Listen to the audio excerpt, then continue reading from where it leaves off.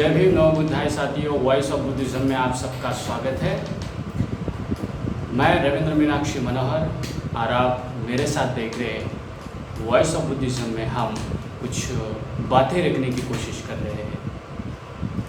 पूरे भारतवर्ष में देखा जाएगा तो हर जगह पर जो भी उत्खनन होता है या खुदाई हो जाती है तो वहाँ पर बुद्ध के अवशेष पाए जाते हैं। लगभग जब हम इस तरह पे सोचते हैं तो ये मन में सवाल पैदा होते कि आखिर बुद्ध के ही अवशेष क्यों लोगों को मिलते हैं।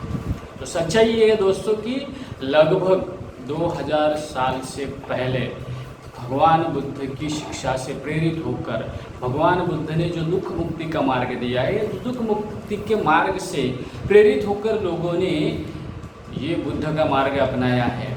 अब ये कहेंगे लोग कि इसके पहले भी हमारा हिंदू धर्म था या मुस्लिम कहते कि हमारा अल्लाह ने इस विश्व का निर्माण किया है। हिंदू धर्म कहते हैं ब्रह्मा ने भी इस विश्व का निर्माण किया है, सृष्टि का निर्माण किया है।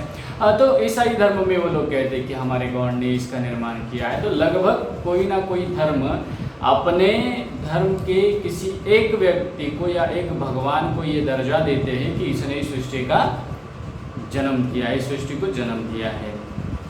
अभी जब हम लगभग अयोध्या की बात कर रहे थे तो अयोध्या में जो मिल रहे हैं, जो भी अवशेष प्राप्त हो रहे हैं दोस्तों, तो इस अवशेषों में लोगों को ये पता चलता है कि इस अवशेषों में जो भी बातें सामने आ रही है वो लगभग बौद्ध धर्म से रिलेटेड है। लेकिन ये मानने के लिए लोग तैयार नहीं है क्योंकि उनकी झूठी आस्था के कारण वो इसे मान नहीं सकते, क्योंकि ये आस्था का प्रॉब्लम है। यहाँ पे लोगों को आस्था पे इनका धर्म टिका हुआ है, तो जाहिर सी बात है, सीधी सी बात है, ये लोग इसे मानने से इनकार करेंगे ही। और अपने भगवान को, जिन्होंने भगवान बनाया उन्हें, तो उन भगवान के प्रति सीधी सी बात है, अगर हम उनको अगर उन भगवान के प्रति आस्था नहीं दिखाएंगे तो काल्पनिक तौर पर उसे माना जाएगा, इसीलिए लोग उसके प्रति आस्था दिखाते हैं। लेकिन असल में देखा जाएगा तो ये रामायण एक महाकाव्य है और उस महाकाव्य में हम देखते हैं कि उस महाकाव्य में जैसे कि कालिदास ने लिखा है, वाल्मीकि ने लिखा। वाल्मीकि ने जो महाभारत लिखी है उसमें अलग बातें नजर आती है। कालिदास ने जो रघुवंश नाम का महाकाव्य लिखा है उसमें भी वो कभी कभी अयोध्या कहते हैं, कभी साकेत कहते हैं। तो ये अनगिनत बातें हमें यहाँ पे देखने को मिलती है। तो जब हम इस बात पे गौर करते हैं तभी हमें ये पता चलता है दोस्तों कि सच्चाई आखिर क्या है। बौद्ध ग्रंथों में तो साकेत का बहुत बार जब हम देखते हैं तो बहुत बार उसमें नामोल्लेख होता है। साकेत की जो मिगार माता विशाखा है, इनका जन्म स्थान ही साकेत है। तो ये सब बातें हम देखने, और साकेत एक बहुत बड़ा व्यापारिक केंद्र भी हुआ करता था दोस्तों, तो ये भी सच्चाई है। अभी जिसको अयोध्या कहते हैं उसके बारे में भी जानकारी लेना ज़रूरी है, क्योंकि रामायण में ही उन्होंने ही खुद में बताया कि अयोध्या जो है ये अयोध्या इक्ष्वाकु वंश के राजा ने निर्माण की है। अभी जब इक्ष्वाकु राजा के बारे में बात करेंगे तो ये कहते हैं कि मनु का पुत्र है, प्रजापति का पुत्र भी कहा जाता है, मनु का पुत्र है, और मनु के पुत्र का नाम इक्ष्वाकु है। वहाँ से उस वंश का स्थापना हो चुकी है।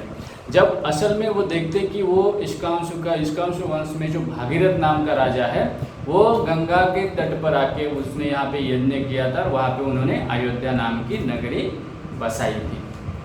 और बुद्ध कालखंड में भी बुद्ध का उल्लेख आता है कि भगवान बुद्ध इस गंगा के तट पर रहे अयोध्या पे गए थे।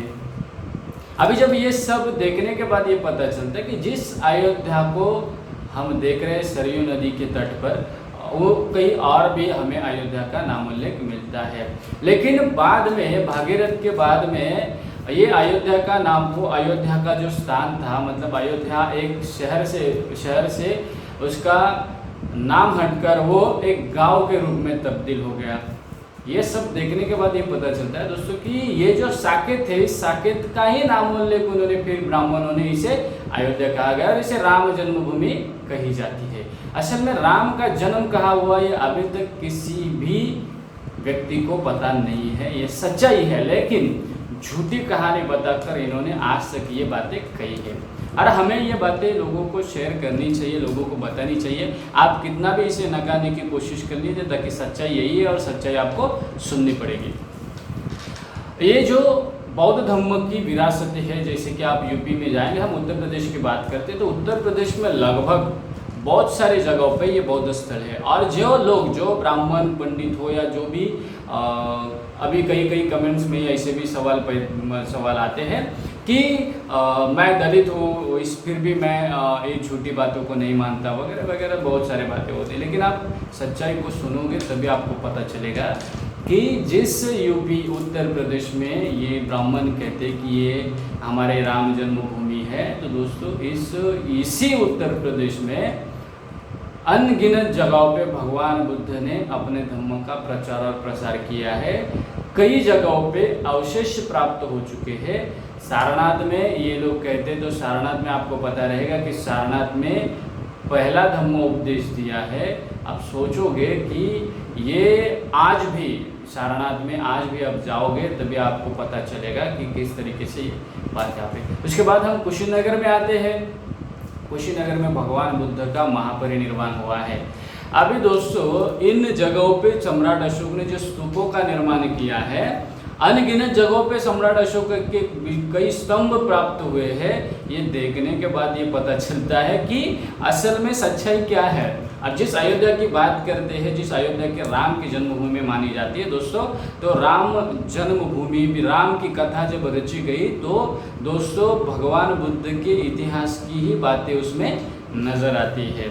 जैसे कि राम 14 साल वनवास में जाते हैं, जैसे कि भगवान बुद्ध अपने राज परिवार को त्याग कर संन्यास के मार्ग पर चलते हैं, तो इस कहानी को कहीं जाके यहाँ इन्होंने इस स्थान पे लिख दिया है। उसके बाद अन्य जातक कथाओं का भी आधार लेकर इन्होंने इस रामायण में जो कथाकार थे रामायण के, उन्होंने लिखने का प्रयास किया है।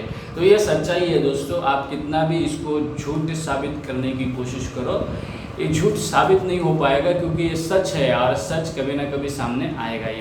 तो बौद्ध स्थल अयोध्या न कहते हुए हम आज इसे बौद्ध स्थल साकेत कह रहे हैं, क्योंकि ये बुद्ध नगरी साकेत है। फाइयान हो, हुनसांग हो, इन्होंने यहाँ पे सीधी तौर पर लिखा है कि यहाँ पे अनगिनत बौद्ध भिक्षु रहा करते थे, उनका यहाँ पे बुद्ध विहार थे। इस बहुत सारी बातें यहाँ पे रखी गई हैं। तो दोस्तों जब हम ये सब कुछ बातें देखेंगे तो हमें पता चलेगा ही।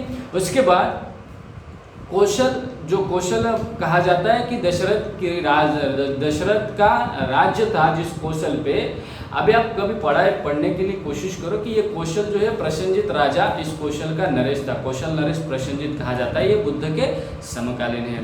जिस अयोध्या को, जिस रामायण को ये 5000 साल पुराना बता रहे हैं, अभी इस रामायण का कालखंड, इस राम की जन्मभूमि का कालखंड आ रहा है 1200 या 1300 साल के अंदर। यानी कि सोचने वाली बात है कि कभी इन लोगों ने ये रामायण का कालखंड 5000 साल पुराना बताया है। अभी यही लोग राम की जन्मभूमि का दाखला देने के लिए इनको 1200 साल, 1300 साल या 2000 साल का पुराना जगह राम की जन्मभूमि बतानी पड़ रही है। तो दोस्तों सोचो, ये हकीकत है इनके झूठों की। तो ये झूठ कभी ना कभी तो सामने आ ही जाता है। जैसे कि आप जैसे लोगों को ये सच्चाई अगर पता नहीं है तो कभी तो ध्यान से पढ़ने की कोशिश करो। मैं ये नहीं कहता कि मैं आपके प्रति देश भावना, द्वेष की भावना पैदा कर रहा हूँ, बिल्कुल नहीं। मैं आपको सच्चाई बता रहा हूँ और ये सच्चाई आपको सुननी होगी। तो जितने सारे बौद्ध अनुयायी हैं, उन बौद्ध अनुयायी से एक विनती है कि आप इस अयोध्या को अयोध्या न कहते हुए साकेत के नाम पर इसे जन जन में फैलाओ, जन जन तक साकेत का नामोल्लेख करो, ताकि लोगों को पता चले ये साकेत आखिर है क्या। क्योंकि लगभग हमको पता है दोस्तों कि साकेत के बारे में किसी अन्य लोगों को आज भी जानकारी नहीं प्राप्त होती है, क्योंकि साकेत का नाम बदलकर इन्होंने अयोध्या नाम रखा है। और अयोध्या जो नाम है उस अयोध्या नगरी गंगा तट पे थी, सरयू नदी के, जिस रामायण में सरयू नदी का उल्लेख किया है वही सरयू नदी का उल्लेख हमें ऋग्वेद में भी प्राप्त होता है। और ये ऋग्वेद की सरयू नदी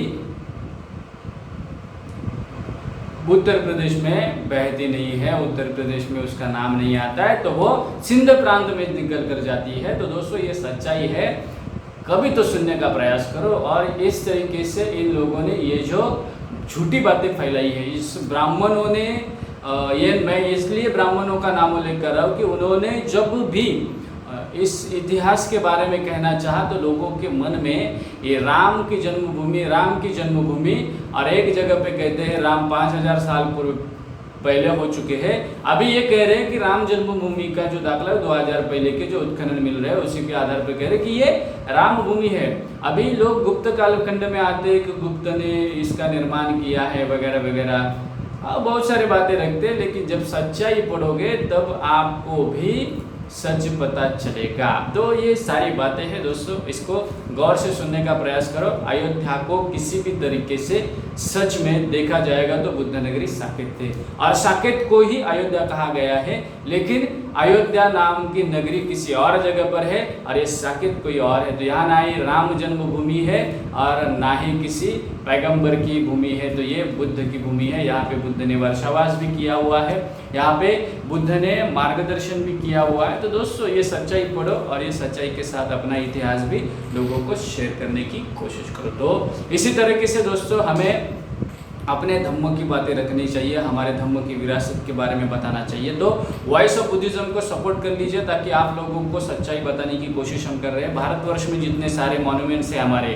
उस मॉन्यूमेंट पे आधार पर इनकी उपजीविका हो पा रही है, और ये हमें सिखा रहे हैं कि ये राम जन्मभूमि है और ये हमारे बहुत साल हमारी पुरानी विरासतें हैं वगैरह वगैरह, जो भी झूठी बातें फैल रहे हैं। लेकिन उत्तर प्रदेश में आप जाओगे तो हमें आपको पता चलेगा कि अनगिनत बाहर के लोग आते हैं बौद्ध स्थल देखने के लिए, और उनके ऊपर यहाँ के ब्राह्मणों के होटल चल रहे हैं, ब्राह्मणों की गाड़ियों का बिजनेस चल रहा है, सब कुछ चल रहा है, ये बौद्ध स्तरों पे हो रहा है। तो बौद्धों को जागरूक होने की ज़रूरत है। आप जागरूक होंगे तभी आपको पता चलेगा कि आपके धर्म स्थल पर, आपके धर्म के स्थलों पर इन लोगों ने नाजायज कब्जा कर लिया है। तो ये जो कब्जा है वो हमें हटाना ही पड़ेगा और हमारी सच्चाई लोगों तक बतानी ही पड़ेगी। इसलिए जितने सारे बौद्ध स्थल हैं, इस स्थलों पर बुद्धिस्ट लोगों ने अपना हक बताने की कोशिश करो, अपना अधिकार बताने की कोशिश करो, और वहाँ पे बौद्ध धर्म का इतिहास